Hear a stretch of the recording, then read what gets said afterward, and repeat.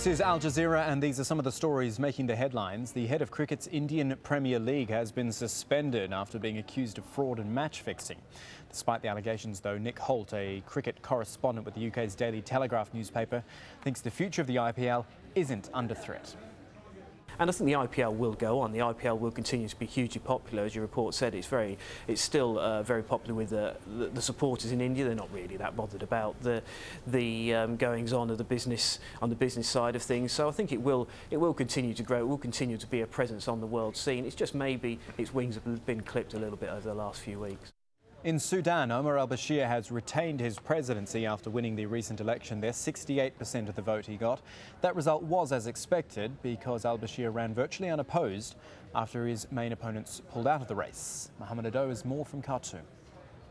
The attention now is turning towards what will the opposition's reaction be. They've been angry, they've been saying this election process was flawed right from the beginning, from the point where the Election Commission started registering the voters here in Sudan, and up to the extent that the results are now been announced. So some of them have been saying they will be holding demonstrations and protest what they call rigged elections.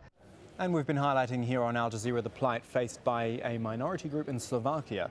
Lawrence Lee has this report on how the Roma people are facing a difficult choice.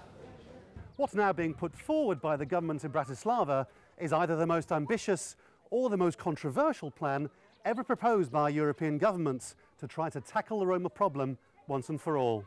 The Prime Minister announced a scheme to, as he put it, divide children from this environment by taking them from their parents and making them go to government-run boarding schools.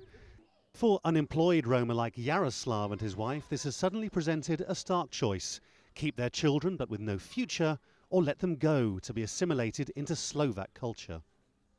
Many Roma are very suspicious of any outsiders, and it's easy to imagine how some here would respond if social workers arrived with instructions to take their children away. Just some of the stories we're looking at here on Al Jazeera. The latest on those and plenty more. Visit aljazeera.net/English.